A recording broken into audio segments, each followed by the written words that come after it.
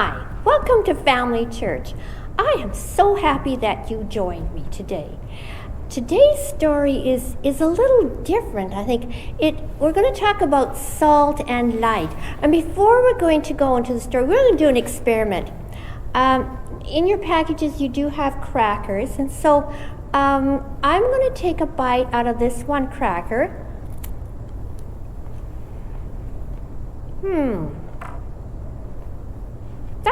That's kind of flat tasting. Something's missing. I'm gonna clear my mouth. Hey, that one's a whole lot better. See, what I did is I had an unsalted cracker and a salted cracker. And I told you we were going to talk about salt and light. That salt really makes the flavor pop out. And that's what salt is about. Salt is actually very important to your body to create a balance in your body. And so Jesus knew that salt was very important. Salt was used for medicinal purposes. If people had an infection, then they would put salt on that, and that would draw out the germs and would prevent an infection. Salt is also in all our meat, and salt is what prevents something to go bad. The fancy word for that is called preserved. Let's keep that word in mind. Salt preserves our food. Now, salt also makes the flavor pop out. So salt tends to make things better. Let's sort of keep that idea in mind. So then we're going to talk about light. And I brought with me a little flashlight. And all of you, when you go camping, you need a flashlight, right? That helps you see where to go. And in your package is also a glow stick. Aren't they cool? Like at Harvest Festival, when you see all the people at the evening doing the glow sticks, and I think there should be one in your package too. And you've all played with glow sticks too. It just shows where everybody is. And it's like dancing lights. It's just the coolest thing. And in Jesus' day, they had light as well in a different way. This is actually a real clay pot, and that's what they had. They had clay dishes, and in these dishes they would put olive oil, and they would have a piece of vine or a plant in here. And I brought a wick, and they would light the wick, and the oil would soak up on the wick, and that would be their light. And they would put that on the middle of a table, or they would put that on a stand or on the window ledge, just to show where to go, and it would chase away the darkness. So Jesus knew this. And so you're asking me, yeah, these experiments, this is cool, but what does it have to do with the Bible? Well, let's check in our memory verse. Our memory verse today is, "You are the light of the world. Let your light shine before others so that they may see your good works." That is found in Matthew chapter 5, between verse 14 and 16. Okay? So it actually talks about salt and light in the Bible. Jesus knew, of course, wanted to teach the people something. So this one day, Jesus took his disciples on the hillside. And you know the stories about when Jesus would go on a hillside and people would come, and hundreds and thousands of people. You know the stories about the 2 fish and the 5 loaves? Yeah, well, those are 2 stories in the Bible. But this happened again and again. And this particular time, Jesus went up on the hillside with the disciples. And he wanted to teach his disciples about godly living. And again, the people start coming and coming and coming. And so Jesus figured, you know what? He knew that everybody knew about salt. In fact, where Jesus was living and teaching and preaching, there's actually what we call the Dead Sea. And you're going like, how can a sea be dead? Like, what? How does this work? The Dead Sea is actually the lowest point in the world. And any other body of water has water coming in, but there's also water going out. So there's a steady passing through of water. The Dead Sea is the only one where there is no passing out of water. The water comes in from the Mediterranean and it winds its way down into the Dead Sea. But there's nothing going out. The water is trapped. So then you say, well, how does this not just flood and flood and flood? Well, you need to keep in mind where this Dead Sea is, where Jesus was living, is an extremely hot part of the world. And you know when you pour water out on the sidewalk on a very hot day, that doesn't take long, that water is gone. It's evaporated. So the water would evaporate. Keep in mind, it was salt water. So what happens to the salt? It stays lying around the shoreline, and they would actually mine that salt and sell it. So Jesus knew the people were very aware of salt.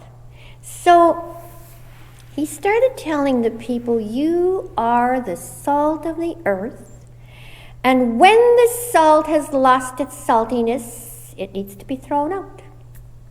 Well, then you say, what does that mean to people?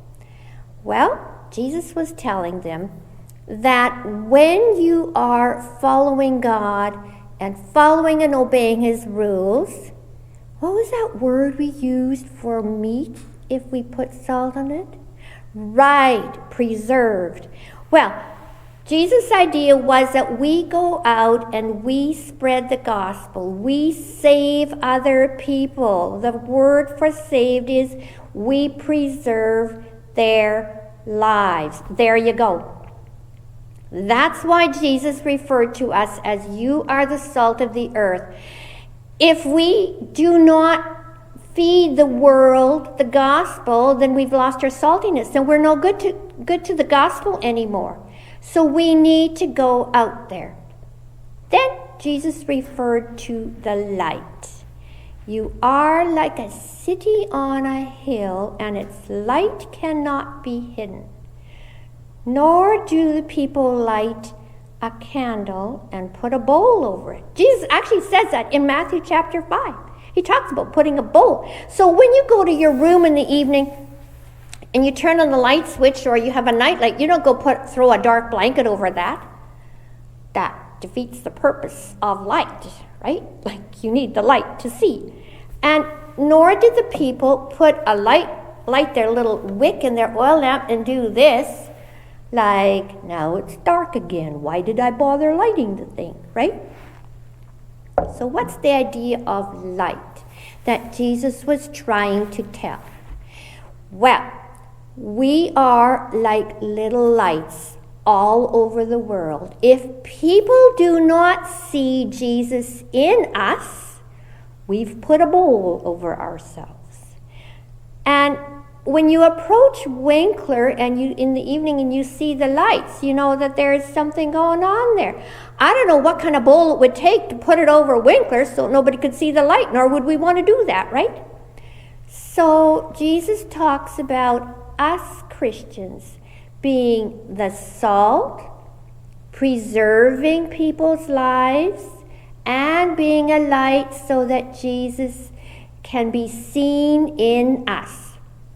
So when you eat your food and it lacks a little bit of salt, you take a salt shaker and you don't just pour it in one little spot, right? You take and you shake it all over, right? Exactly. We want us Christians to show the saltiness all over the world. We don't want only Plum Coulee and Rhineland to get salt and Winkler not. We want everybody to get salt and everybody to see the light. So you say, okay, that's cool, but how does that work for me? I get it. Our world from last week to this week got shrunk this much. I get that. My world got shrunk too.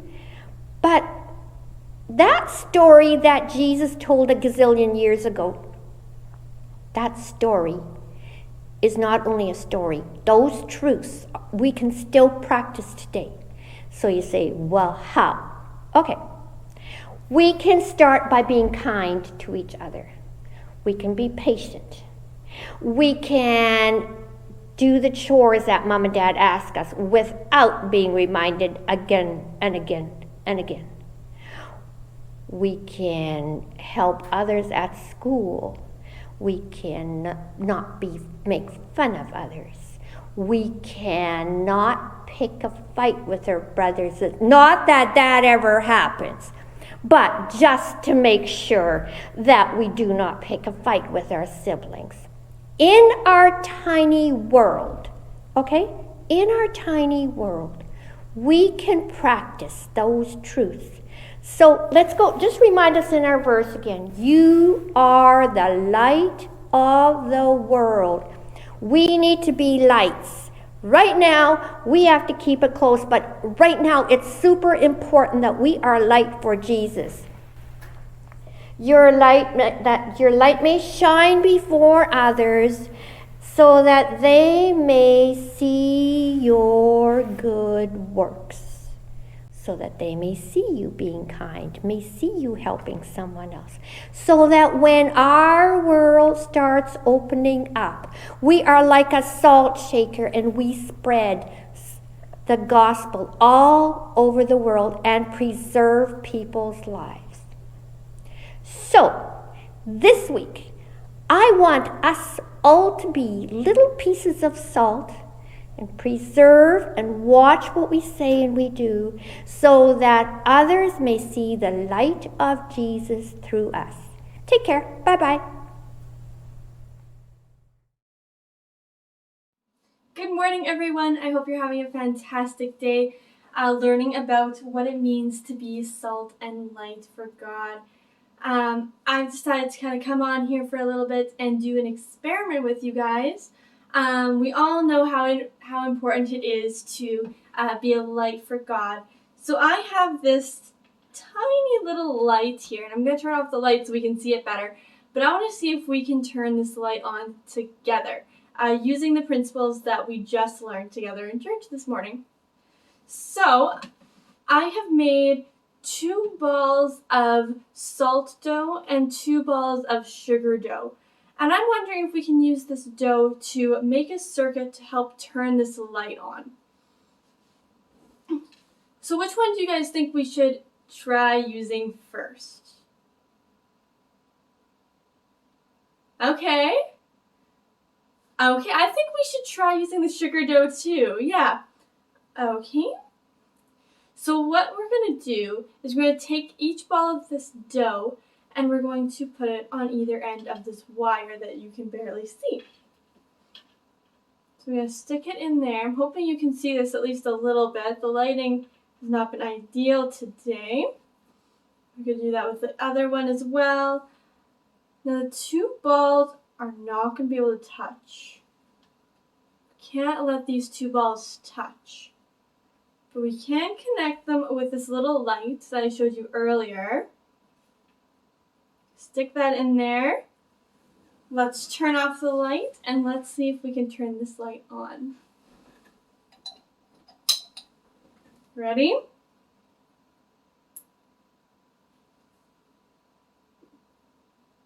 Nothing happened. Okay. So that didn't work very well. What if we would try using only 1 sugar dough? So I put the other one back. It did fall, but there is one here. Let's try adding 1 salt dough. Let's see if that'll work for us. Okay, I'm going to turn off the light again. Let's see if this works.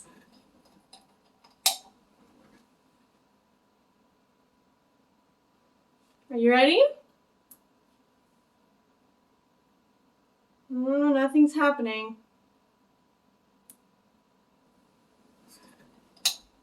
So there's only one option left to try, and that's with both using salt dough. So let's put this guy back and let's see if we can get this light to turn on. Okay, so the wire is in the dough. Let's put this light in and let's see what happens.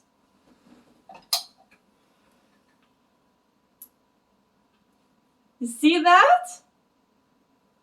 That's what happens when we apply the principles that we talked about today. Being the salt, like in the dough, will help us turn on the light and allow us to be a light for Jesus. How precious is that? All right, have a great rest of your Sunday, everyone.